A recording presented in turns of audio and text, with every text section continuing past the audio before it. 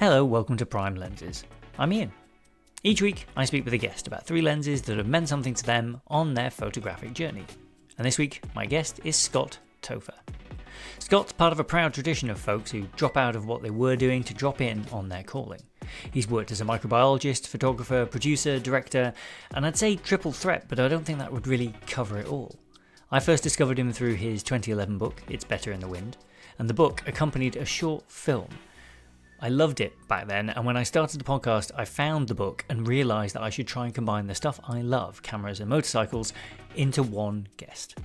This is classic Prime Lenses chat. It goes places, and I hope you enjoy it as much as we did. Here's Scott.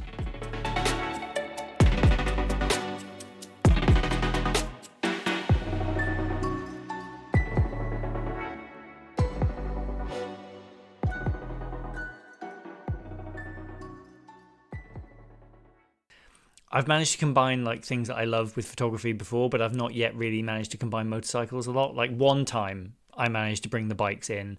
An early guest of the show was a guy called Rob, who's a MotoGP photographer. Oh, amazing. Yeah, so cool. Like Cool. His stuff is amazing as well. And it's just being part of that traveling circus is just such a privilege to get to kind of travel around with that at the moment. And it's a shame because there's no US riders at the moment in like the Premier class, like since Ben Spies stepped down, right? Like I think he's the last one. Yeah. Nicky Hayden, I think it already. No, maybe it was the other way around. Nicky Hayden, maybe it was after Ben. I got to photograph Nikki Hayden once, and it was a wild turn of events. I was photographing some stuff for Cycle World, and their rider was a guy named Sean McDonald, who was like, "Hey, you want to come up to Laguna?" And I was like, "Yeah, I mean, it's a place I've always wanted to photograph and never really had an opportunity." And it was World Superbike. And the strangest thing, I went into one trailer in the paddock and I bumped into this guy and I was like, "That's Kenny Roberts." I was like, "Whoa." And I'm a big flat track fan. So I was like, "Oh my God, like I just bumped into Kenny Roberts. That's the weirdest thing." And then we went out on a grid walk and there was Nikki Hayden. And I have a photo of Nikki Hayden with Kenny Roberts standing next to him. Wow. And I didn't, and he, Nikki passed shortly thereafter. And I didn't realize how impactful that photo was going to be until long after, and I'd taken it. And I have like one little anecdote is I photographed him and he like blew his nose, and he was like blowing his nose on the grid. He's got like the Umbrella Girl and Kenny Roberts, and he's like, "I bet that was a good shot." And I was like, "I'm sure it's a good," and I was like, I feel like I took a little bit of liberty there with just like getting that moment. And but I'm glad I did, because it's a funny little thing that lives on. I spent a weekend at MotoGP once as with Honda's official photographer. So it was a charity auction thing, and I bid on it. I'm not even sure when I bid on it. I'm not even sure there was anyone else actually in the crowd bidding. I think they just tried to bump me up, but it was worth it. It was brilliant. It was in Brno in the Czech Republic, and first thing in the morning, the memory I keep coming back to, aside from nearly running over Valentino Rossi on a scooter, which was not cool, the first thing that happened to me that morning, I wandered in and we got taken into Honda hospitality and into the trailer, and it's like, I don't know, it's like 7:30 in the morning, like it's very early to be trackside. And we go in, and I go up the steps into this kind of hospitality, like whatever it is, and at the back is Danny Pedrosa looking at me with his tiny espresso in a way that says, "Go away." Everyone I met that day was super nice, and everybody, but he looked at me in a way that went, "No. Whatever you guys are up to at this time in the morning, this is my coffee time. You can go away." Please, thank you. Please leave. Yeah. You can take your coffee. I will put up with that. But you need to be gone. It's funny, but they're working, of course. Like it's it's all right for me just to turn up, and I've got a pass. I'm allowed, but they're at work. Yeah, and in the intensity and the focus that it takes to be in that racer mindset is interesting, and us as fans, it's sometimes easy to take those liberties and think like, oh yeah, like this is great, I'm having this the moment of a lifetime in this, and then a racer is like, yeah, well, if I'm not focused, Yeah. I put my life and everyone else on the tracks in danger. And Mm. it's a really good perspective to have at times. Yeah, I think it was Kenny Roberts, I think, who once I saw interviewed, who said that he knew it was time to stop when he was reflecting coming back from Japan on a flight, and people saw that something was off, and he was having time while he was racing. He was thinking about the circuit and thinking about the layout and the Mm, things around the edge, and he was like, at that point, he's like, I think I knew I was falling out of love with it, and my time with it was coming to an end. People had already sat down with him, gone, "You okay? Everything all right?" But it yeah. was it was that kind of, you have to, I think, when you're an athlete, and this is why I love it, because it dovetails so nicely into the conversations we have about creativity and stuff on the show, is that I'm coming to a fairly firm belief that the way that humans do things is similar, and actually that, like, an approach, the mindset is the important thing, not necessarily the thing you're doing, to the extent, I think we've kind of got these things muddled. um but I that they have to know themselves so well, and they know that there's this very limited window, that even if you're in this tiny tiny percentage of people who get to do what they get to do, that through luck and capability and all of the things that add up to do that, and the races going your way and other people getting it wrong, and to then have to know yourself well enough to know when it's time to stop as well, must be extremely hard.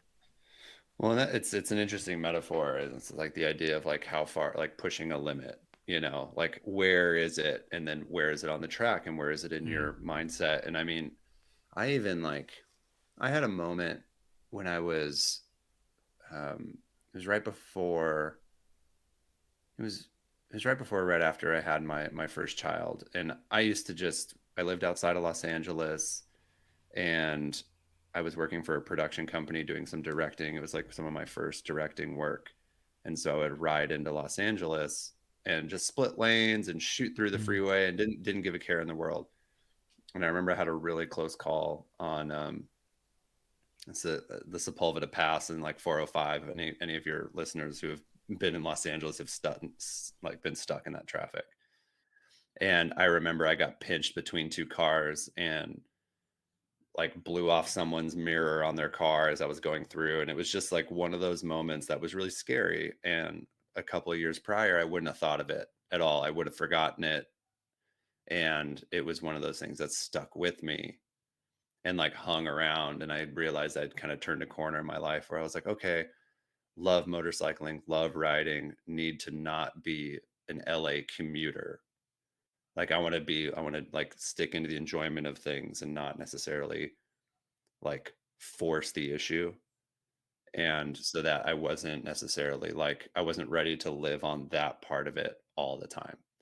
So, so yeah, it's interesting just to kind of catch those moments where, um, like your comfort level and your passion for certain things. And I mean, the same thing works in with creativity, and we all hit that moment, right? Where we're pushing and we're hustling and we're pushing and we're hustling and we're wins, losses, rejections, and awards and all these sorts of things. But then at some point you might, we have these like creative block moments where you're like, oh, it's just a job, or I didn't put my all into some treatment Mm. because I was tired, or the job wasn't as exciting, or it was a repeat of a previous job. And so Mm. you have these little things where your creative enthusiasm can lapse, and Yeah. like trying to find your way out of that, I think, is probably like the one of the most important and one of the hardest exercises that a freelancer can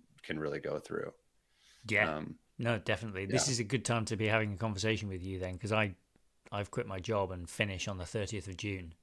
So yeah. by the time this goes out, I'll be living that kind of freelance kind of, oh no, what now life. But it's because there's an excitement there, and there's an opportunity with having silly conversations like this and seeing, and people listening to them. And it's amazing, like so I was freelance from about 2009 until 2022, no, 23. Hmm. And now I have, I do a lot more producing work and I work in house, and that's the stability is great. Mm, I have medical benefits, which yeah, in the States is like huge. golden hand, yeah, golden handcuffs for us. Um, and so I have that, and that stability is great. But what I do miss is some of the variability and some of the free time to explore Mm, and to take risks, creative risks, and all these sorts of things that when you're a freelancer you enjoy and are terrified of at the same time. yeah, um, because you don't always know where your next job is or if your next bid is going to get awarded and all these sorts of things. So yeah. yeah, it's an interesting balance. The grass is always green no matter where you look, Oh, for except where you're sure. standing. Yeah, yeah, Yeah. yeah. Where So, you can guarantee people are dissatisfied with where they are, right? Like that's totally. for sure. Like people are going to be unhappy whatever happens. And that's an interesting thing because like and I think there's a parallel or a commonality with a lot of creatives is that like we're never satisfied. Hmm. Like the next thing could be, any job you have, any picture you take, you're like, oh, that's perfect, but or like what's next, or what trip can I go on, what experience can I have that'll Yeah. open up something new. And yeah, we're eternally dissatisfied. Yeah, I had one of those, for work, because being the guy in a studio who's always got a camera, you become the person who takes like the group photos and stuff like that. And I was away for work with one of our clients. We did a big get together off-site overseas to get everyone on the project in one place to talk about it. And then we took a team photo at the end, and I was never happy with the team photo. Like I shot it right at the end, indoors. It was very dark. Had to do it handheld on a little GR3 that it was just what I had, and it was perfectly fine for sharing on Slack and sending to people. Totally fine photo. But a year went by, and we were going to do that get together again, and I was like, right. And I was kind of ready, and we were going back to the same hotel and so the same location, so I knew the lighting, I knew the layout, and I just remember feeling like the second one was much better, and then coming away thinking, and if there's ever a third one, I want to do it differently again. Like it was, Yeah. I couldn't help myself. It just, stuck around for a year in between.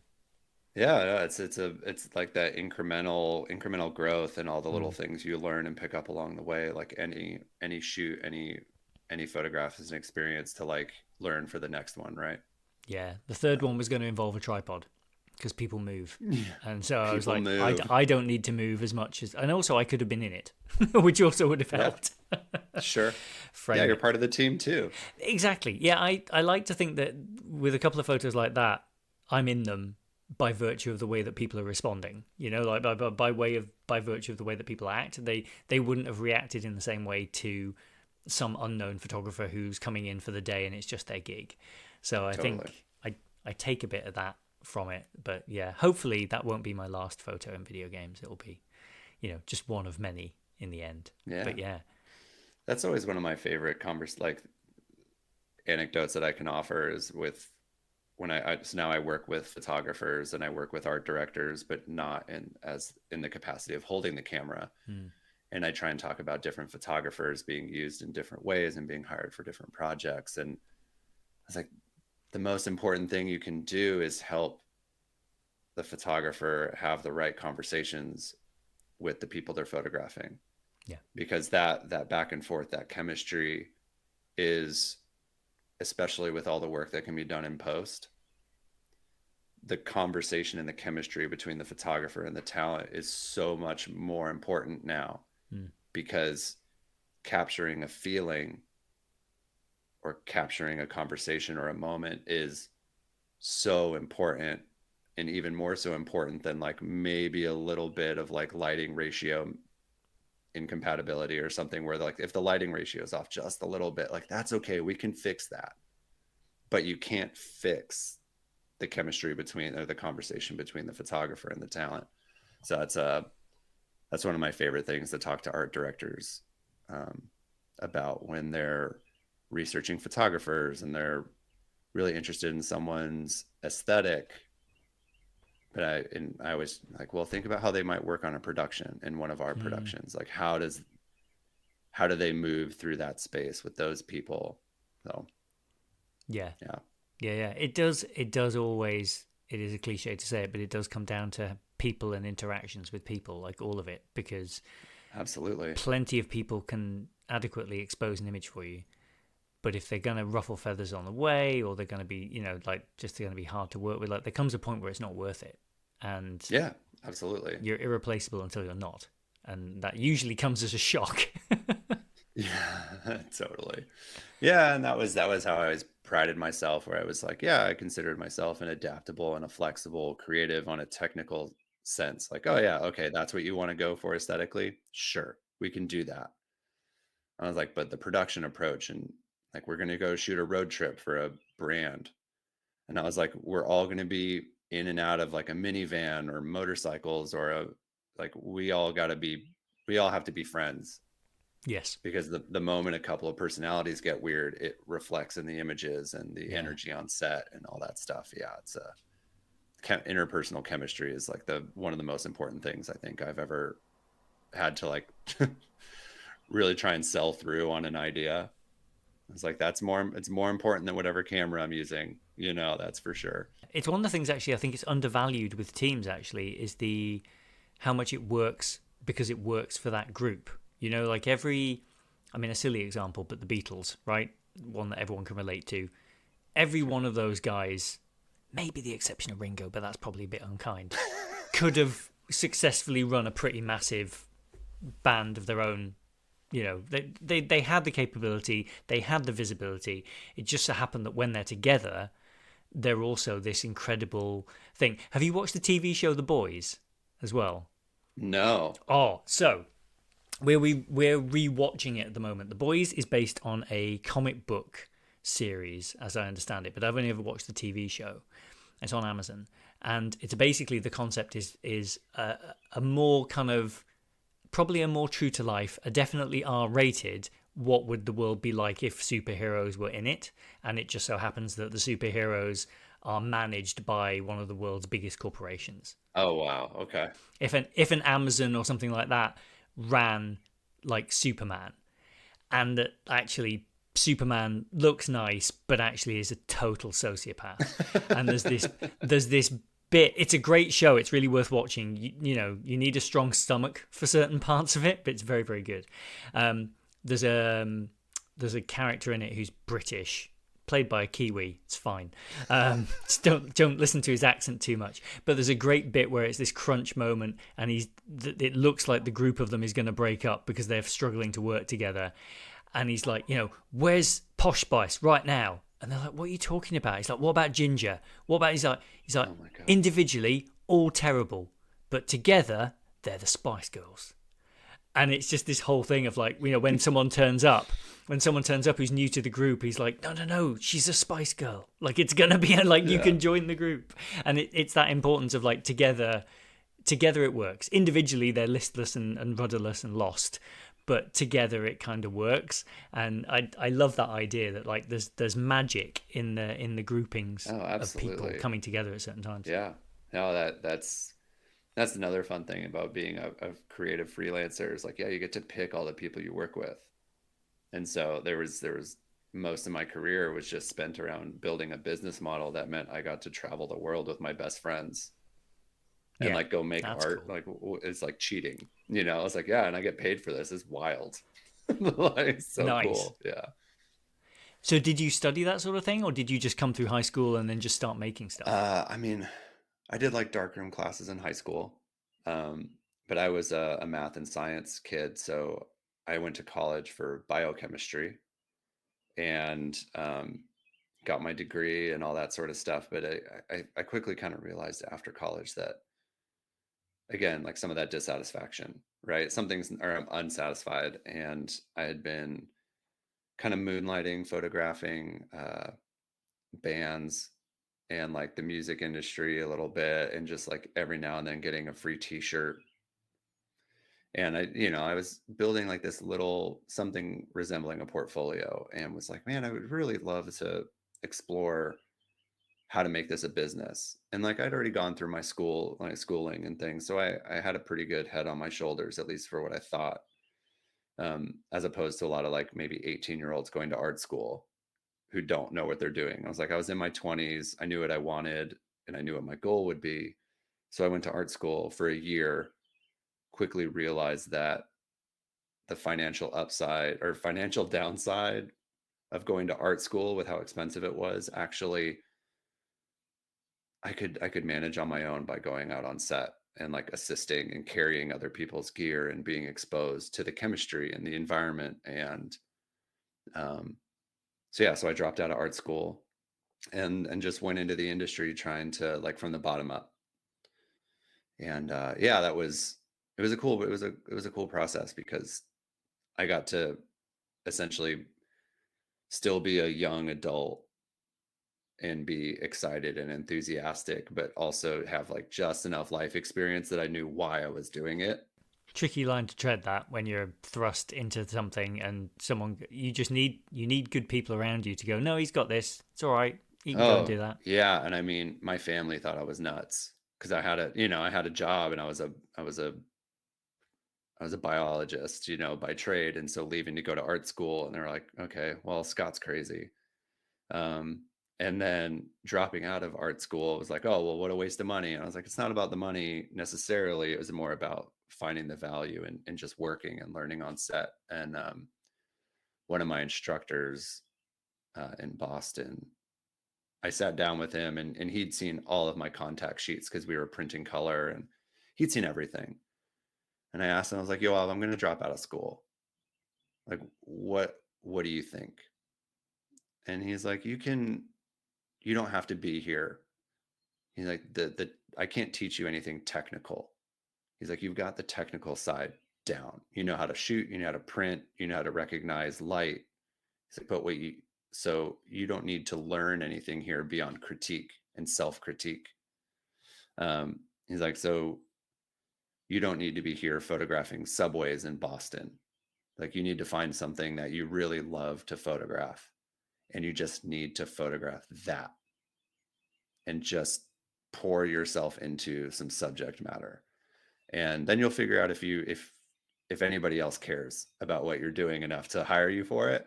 But that was the best advice I could get, was like, you don't need to stay here to validate your artistic expression. Like you just need to find a way to express it. And so yeah, so I college degree and in an art school dropout. So it's just all sorts of weird little uh cliches, I guess. Well, my family were very insistent. They really wanted me to go to university, but the joke's on them because I've got a master's degree in Scottish literature. So, Yeah, see yeah. what? Yeah, could have.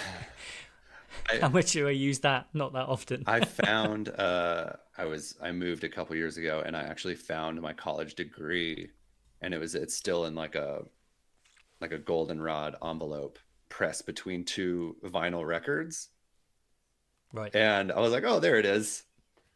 Yeah. And it's like it's signed by Arnold Schwarzenegger because I went to school in California. And so it's just like this Nice. funny thing where I'm like, wow, that's such a weird time of my life that is so irrelevant that I totally lost track of this really expensive and important piece of paper that just doesn't have any bearing on my existence day to day. It stops being valuable so quickly. Yeah, I think is the terrible thing. Like when we were at school, we had records of achievement. So when you go through like high school here, our version of that, and I mean it's changed now because I'm an old man, but like we did GCSEs, and then you got a folder. Everyone got this kind of faux leather plastic finish on the outside folder with like plastic pages inside that you could put stuff sure. in, and it was your record of achievement was the term. So any swimming certificates, cycling proficiency, like just anything, it was like put it all in one place, and then you can wave it at a potential employer, and they will see how great you are. I think was the idea, and yeah, I don't know where mine is now, but it was useful for about 35 seconds. Yeah, yeah, Yeah, to get into a university through clearing as well, because I of didn't course. work hard enough. I didn't work hard enough, as it turned out, to get in the proper way, and then one foolishly let me in and then let me finish. So that was the extent of There it it. is. And now here I am, what, 20, 30 years later, nearly? Good Lord. Yeah. What is time? No, it goes by quickly. That is for sure. Yeah, it really does. So, were motorcycles the thing that you landed on for? Because I know you through It's Better in the Wind. I have the book, and that was what prompted me to get in touch with you because we moved and I found my copy of the book. And then I started doing this and was like, oh, I need to try and get Scott on the I show. love that people have that book. That still blows my mind that, you know, that I put out any work and that it made its way anywhere to anyone's doorstep other than my mother's. And yeah, the it's interesting because when I left art school, I moved to the West Coast, and knew that I wasn't kind of ready to jump into the Los Angeles industry. It still felt too big, and so uh, I ended up in Portland, which at the time was still like a small market, and I could meet all the photographers, and I could assist in some studios and stuff. And I just tried to play the game in there and tried to figure out my way in. And it didn't really land too well. I made some good contacts and good friends, but I ultimately ended up back in Los Angeles, and I reconnected with a bunch of my friends from my high school and college years, and who were all my cycling friends. And they had all gotten motorcycles. And I was like, okay, well, I have a Canon 5D and I have a Volkswagen. And if I sell both of those things, I can buy a motorcycle. And which left me with a couple of film cameras. And thankfully, there was a film wholesaler in Inglewood that sold me like a giant brick of Fuji Neopan. And so I got this motorcycle. I started riding with some friends. We went on a couple of camping trips, and I always had my camera. And I was like, man, this is something I'd like to do more.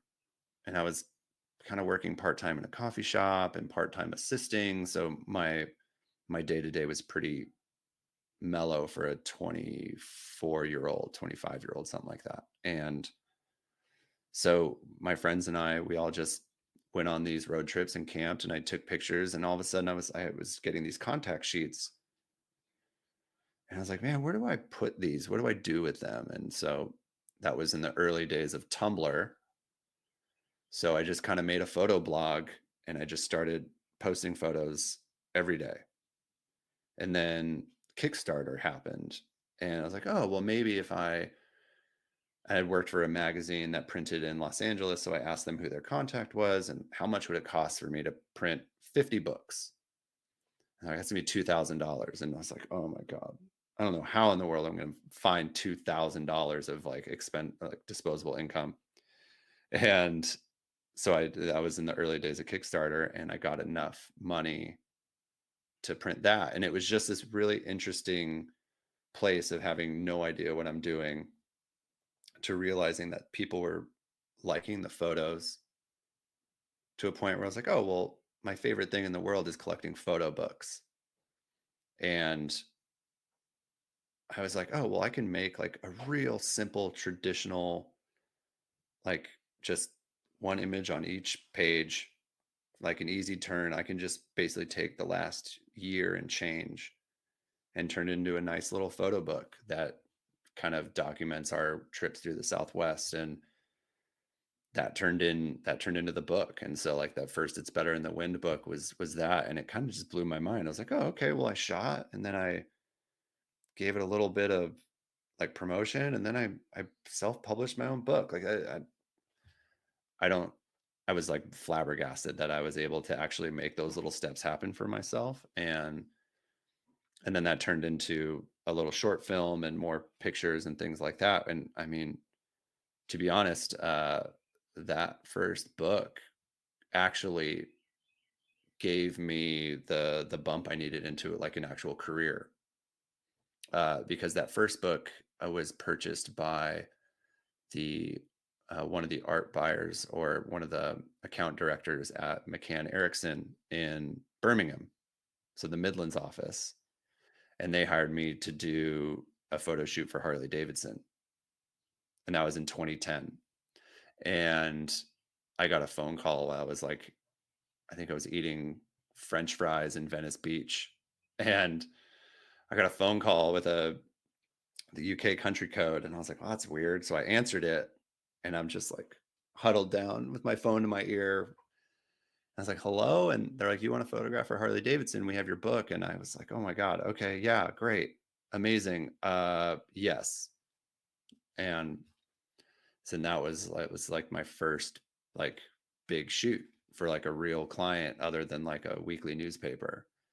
And so, yeah, that first book was kind of the beginning of all that stuff. So long story long, motorcycles definitely became that thing that I could just latch onto and see how can I capture this experience with this group of people and the Southwest and on film. And so the whole thing was shot in black and white, and just it became, you know, not the obsession, but like the subject matter that personally felt really good to me and felt like I was expressing it in like an authentic way. And so, yeah, that became the thing. And so, yeah, and the man who my instructor in Boston who said, kind of gave me like the thumbs up to go forth and explore. He ended up writing the intro for my book, and he had been a writer himself in Israel, so it was a when he was a kid, and so that just kind of became like a cool full circle moment as well. Um, Oh, that's nice. yeah, yeah, it was great. I got turned down. Um, Yoav wasn't my first uh, wasn't my first choice to write the intro because I had been inspired by Danny Lyon's book, The Bike Riders, Right. Yeah. and I had written Danny because this is what 2010 Yeah. 2009. I found Danny Lyon's email address, and it was like an old email address by standards now. And I wrote him and asked if he was interested in writing a book or writing an intro for my book, and he's like, no, but the bikes are cool. And I was like, cool.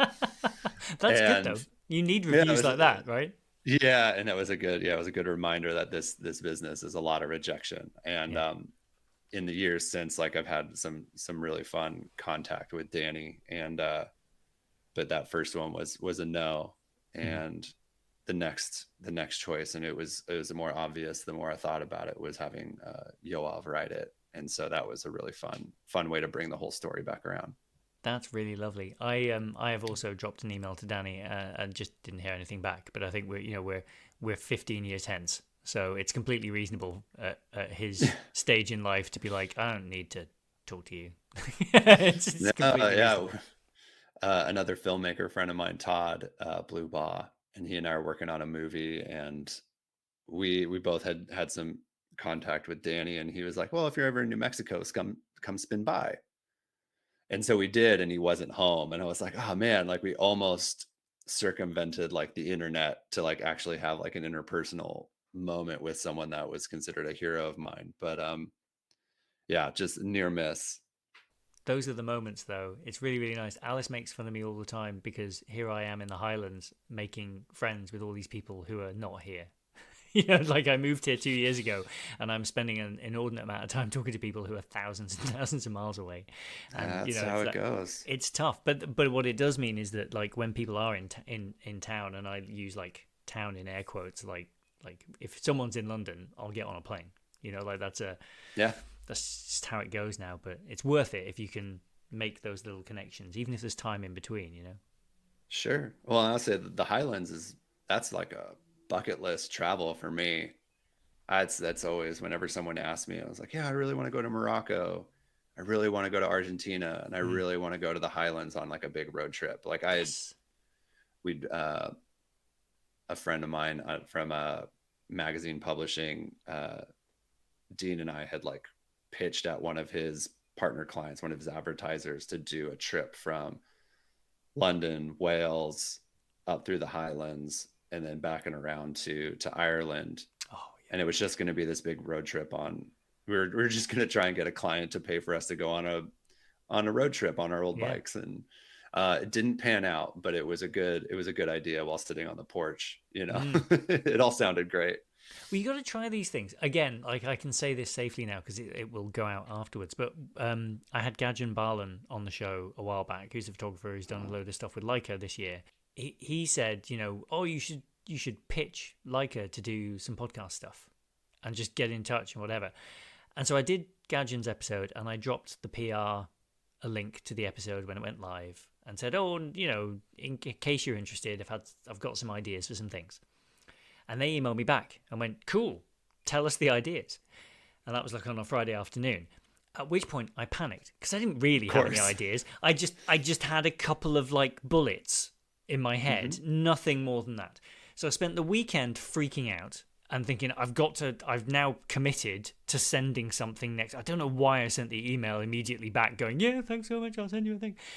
And so I put together a very brief kind of pitch sort of outline sketch for this would work well with the product launch, and you could do this, and I would approach it like this and talk to the person ahead of time and sign whatever I need to sign, and then it would go out in conjunction with the thing, and we could do that. Wouldn't that be fun? And in person is great because it sounds different. It's like talking to you now is nice because there's some birds in the background and things like that. It sort of puts people in space, in a place, which I think is better than that kind of very airtight, locked down audio experience that a lot of people have.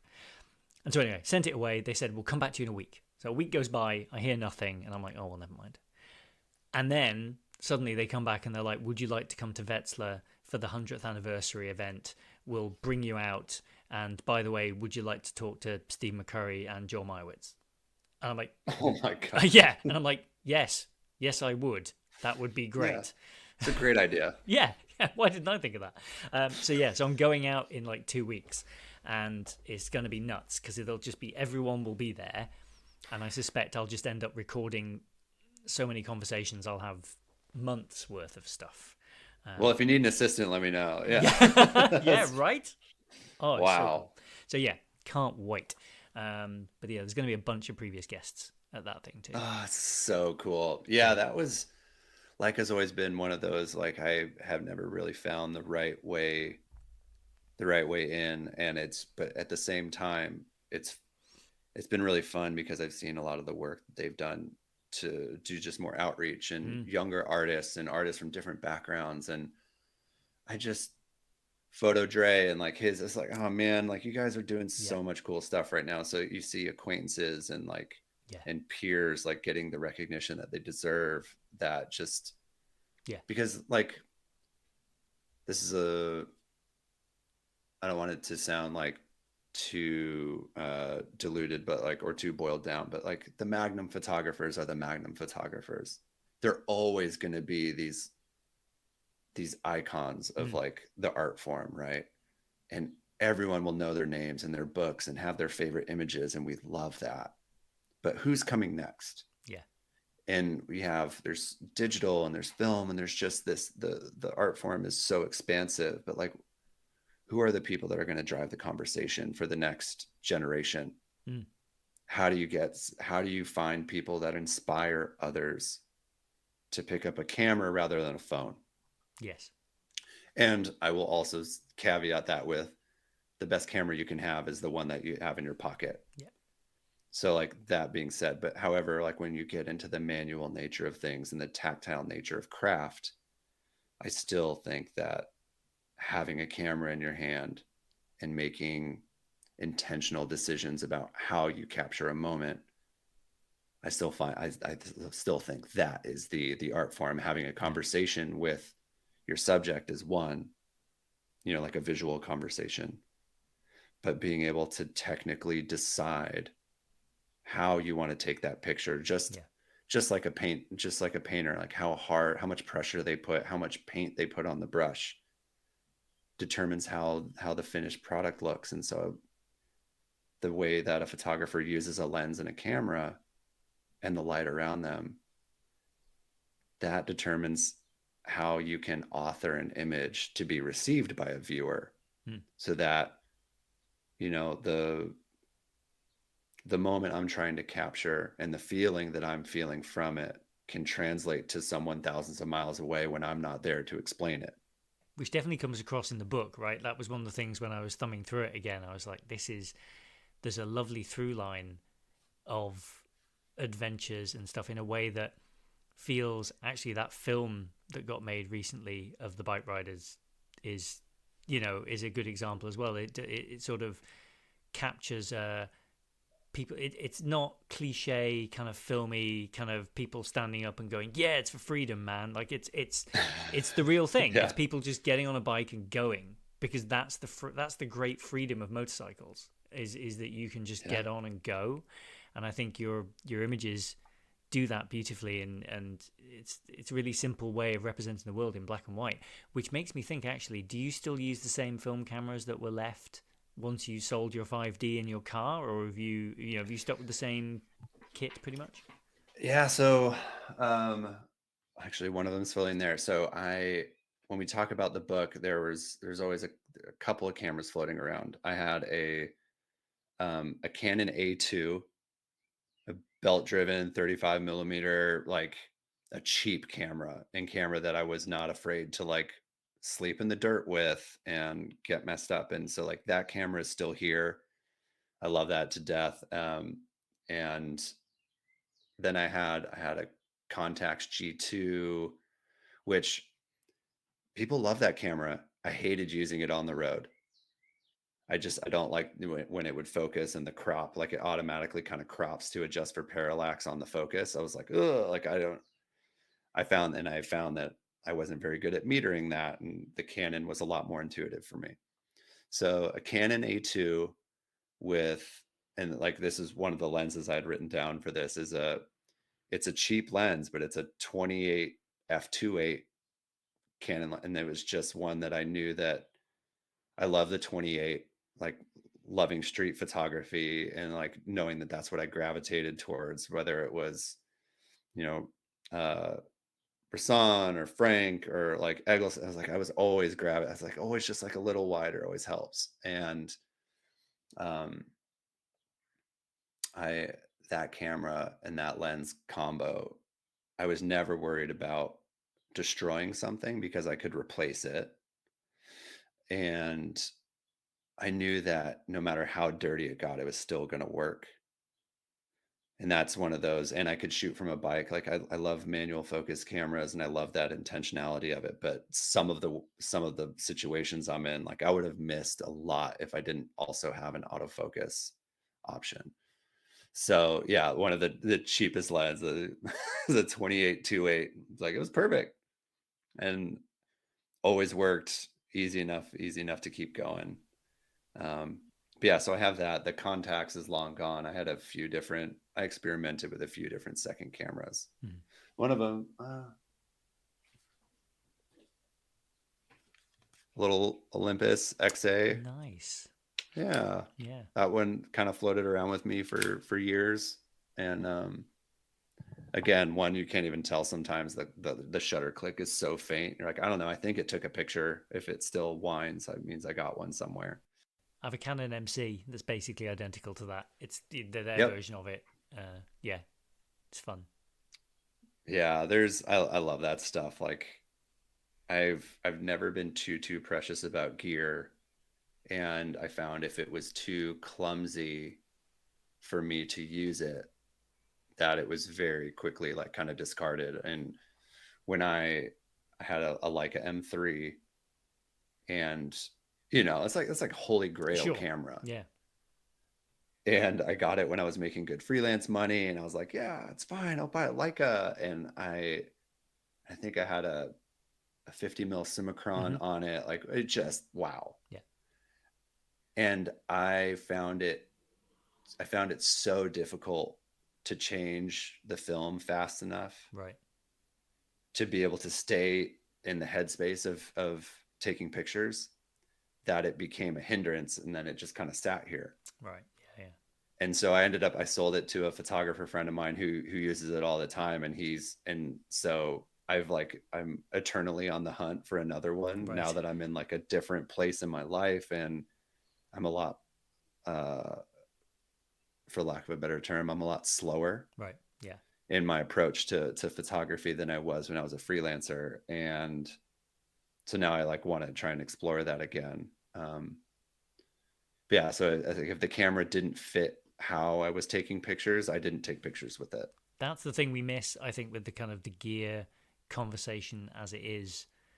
And I'm conscious that, having recently, having earlier in this very conversation said that I could get people on the show to talk about a thing that's coming out, like I'm feeding the problem, but the conversation is often about the new thing, right? Like, what's the new Yeah. one? I recently tried to get into Casio G-Shock watches because I've got my Apple Watch battery is dying for the second time. A watch is only going to last 3 years, and I'm sort of done with this Yeah. now. Like, it's not, there's not sufficient utility to offset the sense of tremendous waste every 3 years. And I realize I'm giving all of this material back to Tim Cook so he can recycle it, and I'm sure he's delighted that he can do that, and Yeah. they'll make more without pulling stuff out of the ground. That's all great, but I'm just like, the thing is fine. Like, just stick another battery in it. Anyway.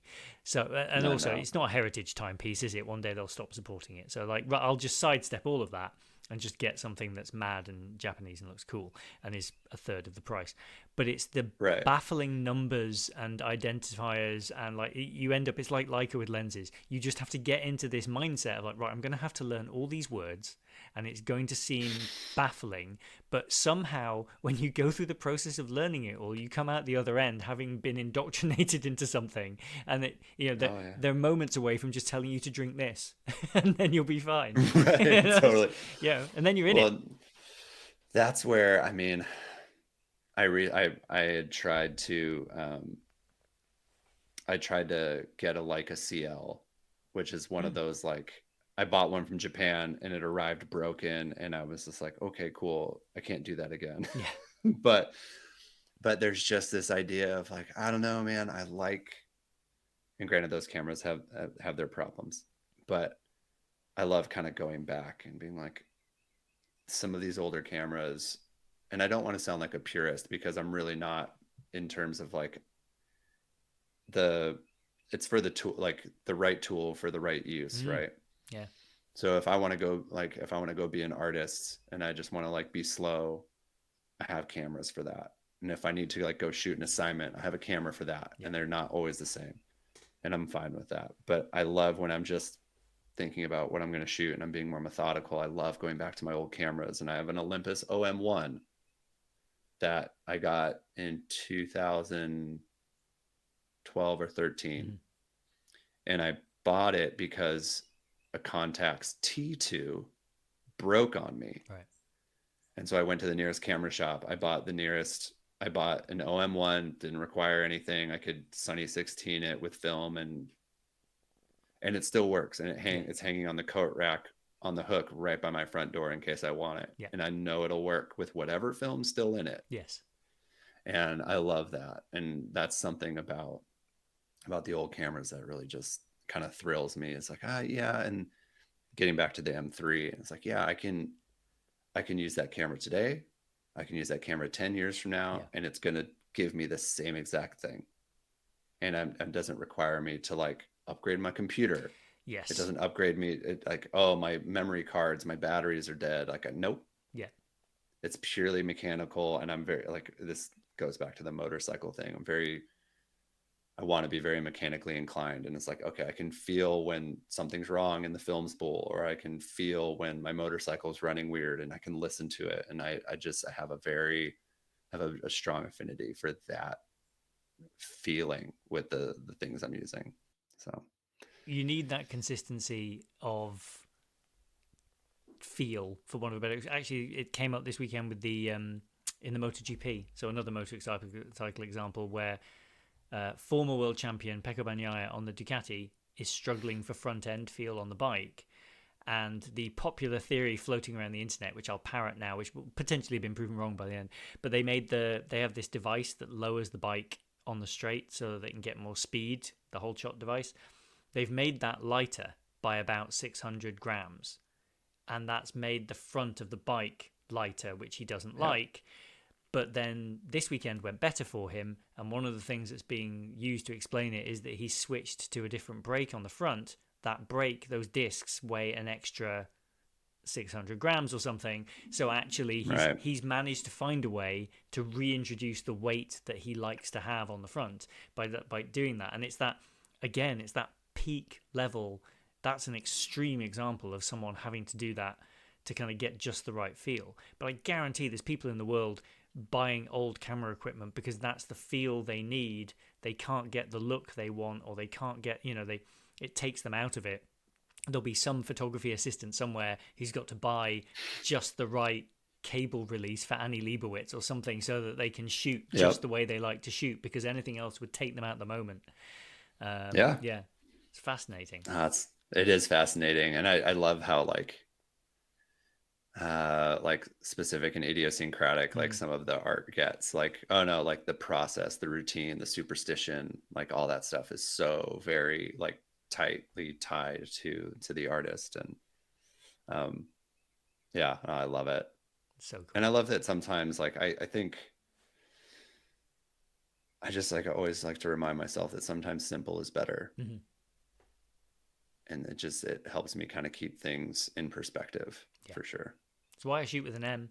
Like it's a digital M, Yeah. but it's still an M because I just don't want all the buttons. Like Yeah. I would definitely be very happy with just about any modern camera, I think, made by any major manufacturer. Like as long as you turn it on, it works. It kind of doesn't matter. Yeah. I love their like some of the digitals and like the Fujis and things like Mm, that where you can turn the screen out and flip it backwards and shove it in so you can't see the screen anymore. yes. And there's that Leica M10 that doesn't have a screen Yeah, yeah, yeah. and it costs more, Yep. which is genius but awful. It's like it's sinister, you know, Yep. but I just like I love that. And like yeah, just take the picture and move on. And Yeah. instead of and we're the we kind of end up in this immediacy of things, Mm, right? And like instant gratification, and then we want to like, oh well, oh if I'll open it up a third of a stop or a half a stop and I'll take that picture again, and it's like, oh don't get bogged down in that. yeah. I love the idea of like I took it, I caught that moment, I'm happy with it, let's move on. And you can always nudge something like just you could in film and developing, like you can pop into Photoshop or Lightroom Yeah. and like nudge and exposure just a little bit, especially, um, it's like, if you know what you're doing and you know how to get here in like an adequate exposure, then like be satisfied, like try and be satisfied, then move on to the next thing that you want to capture because time is fleeting and Photoshop's easy. Yeah. Well, and also I feel like you need those failures, right? You need it to go wrong because I feel like I'm very lucky when I do this because I'm not burdened by photography being my job. So if I'm out taking photos, like I went to my kids' school yesterday and took some pictures for a charity thing they're doing, and it was the kids were dressed up, and one of the teachers was dressed up as an ice cream because her surname is Sunday, so she's Mrs. Ice Cream Sunday. Amazing. She's gonna be. It's really good. It's a whole thing, and so she was dressed up brilliantly, and the kids were there, and that's as high risk and high stakes as it gets for me. So it means that I wanted that to go right and it did, but I can walk into most scenarios, trust that, well, if it goes wrong, the world will have to live without those photos of trees that I took this Right. weekend. But don't Right. worry, there will be more coming next weekend and you will see them on my Instagram. Yeah. So it's okay. But I feel like that they're the only ones I've ever learned from is when like a Polaroid exposes wrong or film exposes wrong in some way. They're the only ones I've actually, that's when it goes in. Because otherwise, as well, we take so many pictures now, we make so many images that you ask someone at the end of the year, most people who enjoy photography, what was your favorite couple of pictures this year? And if they can remember more than a couple of months ago, I'd be surprised. Like, not that many people are applying that. It's hard to kind of apply that kind of methodical approach to it. Yeah, and I think you're really onto something with like you have to make mistakes, you have to have failures, or else you don't have anything to learn from. Mm. And I remember this happens from time to time. Like I'm of an age that like yeah, you had to learn the reciprocity of shutter speed and aperture and like how you can maintain an exposure, but artistically decide how you want it to look. And it was I would sometimes be with younger like how do you know that like so fast, Mm. like how is that a quick read? And I was like, well, I mean it's like 20 years Yeah. of just remembering a couple of scales and how they work together, and then your first best guess is gets closer and closer the more mistakes you make, and the first time I shot with a rangefinder, I shot with the lens cap on. Like, guess how many times I made that mistake afterwards? Like, it's just those things that you have to learn from somewhere. And if you don't have an opportunity to fail, you don't have an opportunity to teach yourself anything. And like, that might sound like an archaic point of view, but like, I like the idea of like, yeah, I mean, if you miss a shot, like you remember the rolls of film that you messed up. Yep. You remember those, like, Hmm. oh man, that when I popped that camera open and the spool hadn't gone right, or if you know, I I messed up with like a Hasselblad loading one. I was like, oh cool, like that was going to be my favorite roll of film for sure. Yep. And it's just sitting there untaken up. I was like, okay, cool, great. Yep. Yep. And there's things like that, and I love the idea of being able to like make mistakes and learn from them. I think it's come into sharp relief for me with now that I have kids as well. That I I want them to enjoy success, but I wish for them to fail often and have to try and stay out the way so that they get that experience because we do too much around them. I'm sure we do. Um, Oh I yeah. want them to go out, and it's part of the reason we live where we live. I think I've said this before on the show, but it's great because they can. It's far enough away from like busy streets and stuff. You can fall off your bike without getting run over, but it's just boring enough that they will eventually be like, "Screw this." I'm just, That's fair. I'm Good get. point. They're gonna go and explore the world. I hope, and hopefully leave me in peace. Yeah, maybe. Maybe. Yeah, we're going Maybe. through a sleep regression right now where the youngest comes into bed with us every night at, between 1 and 3. And so it's just Yeah. like that. Yeah. It's like sleeping next to a washing machine. Yeah, just spinning and kicking, and there's just limbs everywhere. Oh, Yeah, yeah. how? How? The second one is chaos, which I know is not an uncommon refrain. No, it's the same. I had the same experience. Yeah. Yeah. It's that meme you No. see online of like, which of your children would you choose to do a crime with you and why would it be your second? Just is. He's just up for it. Yeah, it just is. He would be great at it. Yeah, Yeah. yeah, yeah. He's going to be like, okay, Dad, I've got the shovels. Let's go. Yeah, I got an idea. Hear me out. Yeah, he does. He does do the kind of kid equivalent of hold my beer Yeah, on a exactly. very regular basis. He's the one who turbo broke his arm falling out of the treehouse shortly after we Oh my moved, God. and it was his upper arm as well. Like that bone's quite hard to Oh, break. Um, yeah. Best I can He did guess, it. he was trying to be Spider-Man, which I fully support. Every kid should. But I think he was falling and shoved his arm out, and it got caught in the steps, the ladder Oh, up, and I think that was enough. But he carried himself like I'm looking out my window right now at the treehouse, and it is a good I don't know 50, 60 feet away. Like it's quite a long way down the garden, and he carried himself back through the heather and through the trees and everything back into the house under his own steam. Uh, wild. and was just and Alice looked at me and she was like, "Do you think it's broken?" And I just felt the top of his arm and it felt like a beanbag, and I was like, "Yes, Oh, it's this oh, this is definitely gone." it's very Yeah, broken. Yeah. it's very broken. And it was a shame because he was having that experience whilst my son and I watched.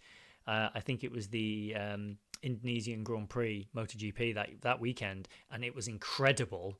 And I had to sit my eldest son down and tell him it won't always be like this. But that was the weekend. That was the weekend I cursed him to care, and now he cares. And since then, we've had tears of joy and tears of sadness when various people have won and lost because they've both got different favorites. So it's been, Yeah, yeah, fun. that weekend was the beginning of a bunch of things. But yeah, Oh, interesting. Fun. very cool. Well, this has been amazing. I've really enjoyed this. Did you have other lenses that you wanted to just briefly? I mean, it's not a gear show, but we can do a little bit, just on the air. Yeah, I would say so that 28-28 was one of like the ones that like one camera, one lens territory for me for a long time. And I think when I started my working more professionally and I felt extremely accomplished was when I was able to get the Canon 35 f1.4L, which was just like, okay, cool. I was doing a lot of lifestyle shooting and some motorcycles, but a lot of like apparel and Mm, young kids doing fun things. And I was just, man, like that lens I'm a big, like 35 millimeters, just one of those, my favorite focal Yeah. lengths. And I just, that was when I felt like I knew I'd like quote unquote like made it, Yeah. or I was like, I'm a working professional. I own this thing, which is kind of silly of like, but at the same time, feeling like I'd made an accomplishment to be able to buy a lens Yeah. that I'd always wanted. That was a good one. And then there were two that I was kind of going back and forth with, but when Sony came out with their A7 line, and it was like the E mount having adapters, I was able to like bring out some of my old lenses that I've just been traveling around with me since high school and college. Mm. But one of them was uh, one of the Super Takumar Pentax lenses. Mm. That was, I think it's an M39 screw mount, Yeah. and I think that was when, what is it? It's a 35 f3.5, Oh, nice. which is not a terribly fast lens, but it's sharp, Yeah. and there's a little bit of color shift in it. Mm. And that was when I was able to, it was the first time I was able to take a digital sensor and mate one of my film lenses and get a product that I could distinctly tell was different. And that was one of the first times I was able to match that like analog aesthetic to a digital sensor and feel satisfied by it. Yeah. And I just remember being like, there's something in there for me. And like, okay, cool. Now I feel like if I wanted to go out and make something that didn't feel like work, Yeah. That. that I could use a digital camera and go do that. And so that Super Takumar was one. And then it was the Leica M. There was the Summicron 40 millimeter f2, Mm-hmm. which was the native for the CL. But those two lenses were, it's the same thing. I put that like a Metabones adapter on my Sony A7 Mark One, and I was like, wow, now I'm treating this thing with its little aperture clicks and its little like Yeah. the throw on the focus, like everything felt, it was ergonomically felt like I was shooting with an old camera again. And so it pleased me as opposed to Mm. being like a 5D Mark IV, Yes. which I think was the equivalent of where we were at the time. And just be like, man, this clunky camera that I have to travel with, and it's work. Yeah. It lives in a Pelican case and it's a tool. Mm-hmm. But then I had this A7 just kind of like slung over my shoulder all the time, just in case like art appeared in front of me. Sure. And I was like, you know, so those ones were kind of like tied for third. But I think that just marked an interesting point in my career as like knowing that at times I had to be like a commercial artist or a technician, Yeah. like get the shot that my client needs, but also knowing that there was this other side of me that was I was trying to find like an approach to. Yeah. And so being able to like realize the matching like the film lenses to the digital cameras was like a very like an artistically affirming kind of moment where I was like, yeah, I can do this. And this is maybe like my gateway into that. So That A7 with those adapters was a real moment. Like I had the first A7. Loved using that camera. loved using that camera. And I had a couple of the ones after, and I Mm. switched to Sony for a while, all the way through like the A7R4s and they're great. Mm. And when I went back and because I had my A7, the original one for a while, because the body was still so much smaller. Yes. Yeah. And I realized how slow of a camera that Yeah. was. And the battery life was so terrible. Like going back, 5 or 6 years to the first one, I was like, wow, this camera felt groundbreaking at the time Yep. and now feels so outdated. But man, I still loved the images that came out of Mm. that thing, even if it just required me to like slow my brain down a little bit. Yes. And like, Yeah, yeah. I heard something oh, recently that if you go to Sony events, a lot of the Sony execs still have the RX1R, like the little compact, the fixed lens one that they made with that 35 yeah, Zeiss on the front, and they're still running around with that. And it's like, surely if your own execs still use it, that's telling you something. Like that's again super tiny, unreasonable level of quality in a tiny package. love it. Yeah, it's so cool. Yeah, maybe I'll get one day. I have a rule for myself that I only allow myself one camera, proper camera. Mm, Polaroids don't count. I'm allowed as many of those, yeah, but I've been experimenting. I was playing with the Nikon, uh, the yeah. ZFC, which was just like I was able to get it cheap, and I'd never been a Nikon Mm. person other than like a couple film cameras, like I had an F3 and all that junk. But I was like, maybe I'll just get this little prosumer Mm. camera to take pictures of my kids at baseball games and little things like that, just to see if I'm a Nikon guy. Yeah. And then, but the full frame version is something that I kind of like lust after every now and then. Yeah. I'm like, am I going to go spend like, am I going to spend $2,000 right now on that? I was like, I don't know. Like maybe I can just like cool it and like play. I'm, living in producer role these days more than I am uh, freelance photos. So yeah, it's interesting to still like have that itch where I'm like, ooh, it'd be really nice to get that new camera. And you're like, no, no, no. Like set some rules for yourself or else you just Yeah. so Plus, you don't want to be the guy who's the producer who turns up with the classic ZF with the 40mm vintage looking lens, and they're like, "Oh, he's a bit try hard, isn't it?" And you're like, "No, yeah, I'm the yeah. real deal. Look at my small book of like Uh, cool pictures." I used to take pictures too, guys. Yeah, It's okay. yeah, Yeah, yeah, yeah. I used to do your job this one time. Yeah. And I'm like, I'm a long-winded storyteller, as you can probably tell, but there's definitely moments where I have to remind myself, like, no, man, you're just here to support, and then at the end of the day, I'll like grab my camera and go run off and take a couple of pictures. But yeah, yeah, I always, yeah, trying to not to be the, client on set with a nice camera telling everyone about it. Yeah. yeah. It's terrible. It's a terrible archetype to fall into. Yeah, it's dangerous. It's dangerous. We have to kind of Yeah. watch ourselves. As someone who's kind of had a camera in place of a personality for a long time, like you have to be careful. Like people know they're like, Ian, the camera guy. But yeah, Yep. you do have to watch yourself around like people who do it for reals, and then go, okay, I'm gonna. Yep. Oh, is that a nice? Oh, it's quite. Oh, Yeah. Oh, what you okay. got over there? Yeah. Yeah, Oh, yeah, cool, cool. yeah. Not a 1D. No, just a five. Yeah, yeah. Sure, Yeah. that makes sense. Yeah, we're not shooting sports. You're right. How silly of me. Yeah, that. You know that meme. But yeah. Yep. It's a funny, yeah, it's the gear conversations. You can always tell that the people on set who love photography, because there's always a conversation to have. It's the same with motorcycles. Like, Mm, oh, cool. So what do you have? It's yeah. a similar gearheady type conversations. It's real easy to fall into. Yeah, you want to say enough so they know that you appreciate the art and the craft, but not so much that you sound like you're just trying too hard. It's a Yeah, just rattling off specs at people. yeah, yeah, yeah. Yeah. I was listening on a podcast the other day about two guys. They were talking about their dads who are doctors, and when they're in hospital or when they go and see a physician, they're basically doing a consultation with each other. All the Like time. it's Yeah. kind of like it's almost like they're treating it like work. It's a way for them to compartmentalize. So funny. Yeah. Well, thank you so much for being on and being so game and just coming and jumping straight in and just understanding the Oh, assignment straight away. absolutely. This is so cool.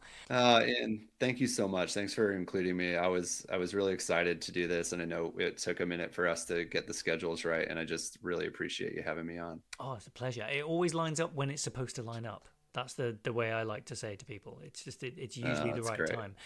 If people listening don't know your work, where would you? Is there something you could point them to, or that you want to point them to? Yeah.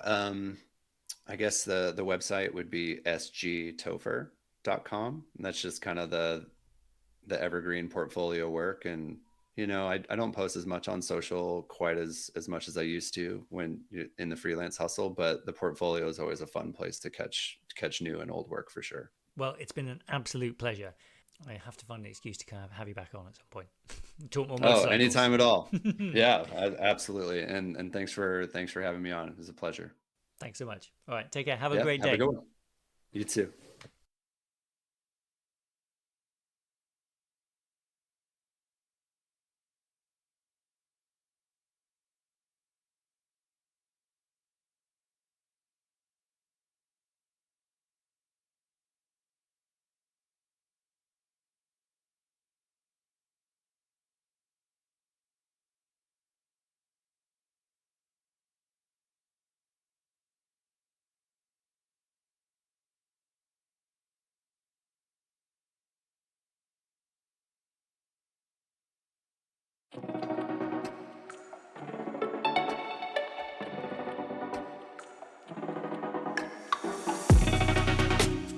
Huge thanks to Scott for being on the show. That was a lovely one. And sometimes people just come in. I thanked him for this afterwards, so he knows I'm not speaking out of school. Some people just come in and they're just ready to go. They just, and it's lovely. They've obviously been thinking about it and looking forward to it, and they're having a good day and not been stressed, got stuck anyway, it's great. So anyway, thank you, Scott. That was fantastic. If you enjoyed it and you don't already, don't forget that you can subscribe to the podcast wherever you get your podcasts. So that's Apple Podcasts, Spotify, YouTube Music, Amazon Music, all the places. There's also a weekly newsletter that goes out every week on a Wednesday, and that's available at ianfarrell.com/sign-up. There is a link in the show notes. I think that'll do for now. Have an amazing week, and we'll see you next time.